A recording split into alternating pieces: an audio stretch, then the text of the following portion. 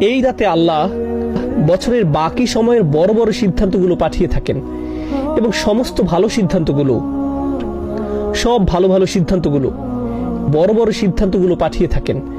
কে কি অর্জন করবে, কে কোন ধরনের সুখ সমৃদ্ধি লাভ করবে, কোন কোন বাচ্চা জন্মগ্রহণ করবে, কোন কোন বিবাহ সংঘটিত হবে, কোন কোন ভালো বা খারাপ ঘটনা ঘটবে, কে কে ইসলাম গ্রহণ করবে, কে শান্তিতে মারা যাবে, যাই হোক না কেন এই সমস্ত সিদ্ধান্তগুলো আল্লাহ এর সবই জানেন। কিন্তু ফেরেশতারা এই রাত থেকে এগুলোর বাস্তবায়ন শুরু করে। সরকারের যেমন বাজেট থাকে এবং সেই বাজেটের বাস্তবায়ন থাকে, এটা সেই রাত, এটা সেই রাত, এটা সেই রাত যে রাতে আল্লাহর সিদ্ধান্তগুলো পাঠানো হয় এবং ফেরেশতাদের মাধ্যমে এগুলোর বাস্তবায়ন করা শুরু হয়। এটা হলো লাইলাতুল কদরের একটি অর্থ। এর আলোকে আমি সূরাতুদ দুখান থেকে কয়েকটি আয়াত পড়ছি। হামিম ওয়াল কিতাবিল মুবিন, হামিম সুস্পষ্ট কিতাবের কসম, ইন্না আনজালনাহু ফি লাইলাতিন মুবারাকাহ, আমি একে অবতীর্ণ করেছি এক বরকতময় রাতে। এমন রাত যে রাতে কল্যাণের শুধু বৃদ্ধিই ঘটে, আপনার প্রত্যাশার চেয়েও বেশি কল্যাণের প্রকাশ ঘটতে থাকে। এই শব্দটি মাথায় রাখুন। মুবারাকা মানে এমন কিছু যাকে বহুগুণে বৃদ্ধি পাওয়ার ক্ষমতা দেয়া হয়েছে। মুবারাকের অর্থ এটাই, এমন কিছু যা বর্তমান থাকে এবং বহুগুণে বৃদ্ধি পায়। এই ধারণার কাছে আমরা আবার ফিরে আসবো সূরা কদর শিখতে থাকা অবস্থায়। এই বহুগুণে বৃদ্ধি পাওয়াটা দেখতে পাবো, আর সেটা হবে মুবারাকার তাফসীর। কেন এই রাতে সওয়াব বহুগুণে বৃদ্ধি পায়? ইন্না কুন্না মুনজিরিন, নিশ্চয়ই আমি সতর্ককারী। ফিহা ইউফরাকু কুল্লু আমরিন হাকিম, সেই রাতে প্রত্যেক প্রজ্ঞাপূর্ণ সিদ্ধান্ত আলাদা করা হয় এবং বিতরণ করা হয়। আল্লাহ বলছেন এই রাত সিদ্ধান্ত নেয়ার রাত। কদর মানে ভাগ্য, সীমা এবং সেই সিদ্ধান্তগুলো এখন আল্লাহ আযজা ওয়া জাল্লা কর্তৃক জারি করা হয়েছে। আমরিন মিন ইনদিনা, আমার আদেশক্রমে। ইন্না কুন্না মুরসিলিন, আমি প্রেরণ করি। রহমাতাম মির রব্বিক ইন্নাহু হুয়াস সামিউল আলিম, অর্থাৎ এই সমস্ত আদেশ আল্লাহর দয়া এবং ভালোবাসার বহিঃপ্রকাশ। এগুলো আল্লাহর কাছ থেকে ভালোবাসাপূর্ণ আদেশ। এই রাতে যে সিদ্ধান্তগুলো আসে সেগুলো ধ্বংসের সিদ্ধান্ত নয়, দুর্যোগ বা এরকম কিছু নয়। সিদ্ধান্তগুলো আল্লাহর পক্ষ থেকে দয়া, ভালোবাসা এবং স্নেহের প্রকাশ। এই অংশটা গুরুত্বপূর্ণ। ইন্নাহু হুয়াস সামিউল আলিম, তিনি সর্বশ্রোতা এবং সর্বজ্ঞানী। আপনার অন্তরে কি হচ্ছে, কি দোয়া করছেন, বিশেষ করে এই রাতে আল্লাহ তার সবকিছুই শুনছেন। সূরাতুদ দুখানের এই আয়াতগুলোতে তিনি এটাই বলছেন। আমাদের মনে এই সম্পর্কে কোনো দ্বিধা থাকা যাবে না। রব্বিস সামাওয়াতি ওয়াল আরদ ওয়া মা বাইনাহুমা ইন কুনতুম মুকিনিন, যিনি আসমান সমূহ, জমিন এবং এ দুয়ের মধ্যবর্তী সবকিছুর রব, যদি তোমরা দৃঢ় বিশ্বাস পোষণকারী হও। কদরের দ্বিতীয় অর্থ হলো মানাজিল বা শারাফ, আভিজাত্য, সম্মান। এই রাত্রি ব্যাপক সম্মানের। কেন? ব্যাপারটাকে এভাবে ভাবতে পারেন, সবচেয়ে সম্মানিত ফেরেশতা জিবরাইল আলাইহিস সালামের আগমন ঘটে এই রাতে। তিনি আল্লাহর সবচেয়ে সম্মানিত বই কুরআন নিয়ে আগমন করেছিলেন, আর তিনি সবচেয়ে সম্মানিত রাসূলকে এটি প্রদান করেন সবচেয়ে সম্মানিত রাতে। অতএব এই সবগুলো সম্মান এবং গৌরব এসে একত্রিত হয় লাইলাতুল কদরে। মনে হয় যেন প্রথম আয়াতটি ইন্না আনজালনাহু ফি লাইলাতুল কদর বর্ণনা করছে যে কেন এই রাত্রি এত সম্মানের এবং এত গৌরবের। এখন পর্যন্ত আমি ভাগ্য এবং সম্মান অর্থের ব্যাখ্যা করেছি। কদর বা কুদরতের আরেকটি অর্থ হলো ক্ষমতা। সুতরাং এই রাতে আমাদের আল্লাহর ক্ষমতার উপর পরিপূর্ণ বিশ্বাস থাকা উচিত যে তিনি সবকিছু পরিবর্তনের ক্ষমতা রাখেন। আমাদের ভাগ্য পরিবর্তনের ক্ষমতা রাখেন, আমাদের আচরণ পরিবর্তনের ক্ষমতা রাখেন, বিভিন্ন কার্যাবলী সম্পাদনের ক্ষমতা দান করেন। কারণ এই রাতকে আল্লাহ বরকতময় করেছেন অস্বাভাবিক শক্তি দিয়ে। এই রাতটি আল্লাহর অলৌকিক ক্ষমতা প্রকাশের রাত।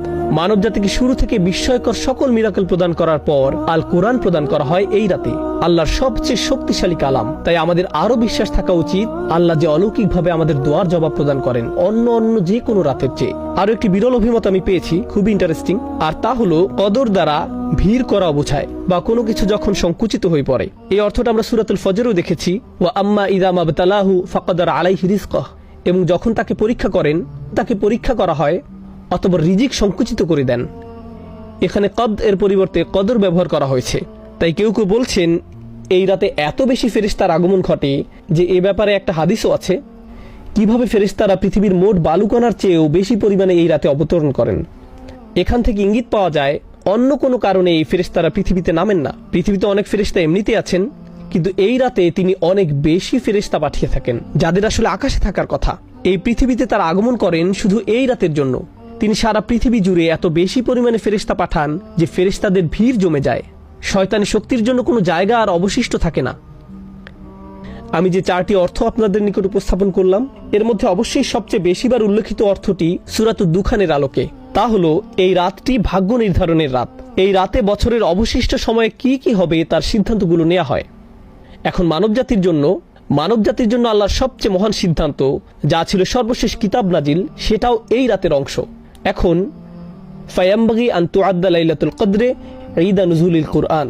এখন এই ব্যাপারে সাধারণ বিষয়, যাক্কিরহুম বি আইয়ামিল্লাহ, মানুষকে আল্লাহর দিনসমূহ স্মরণ করিয়ে দিন।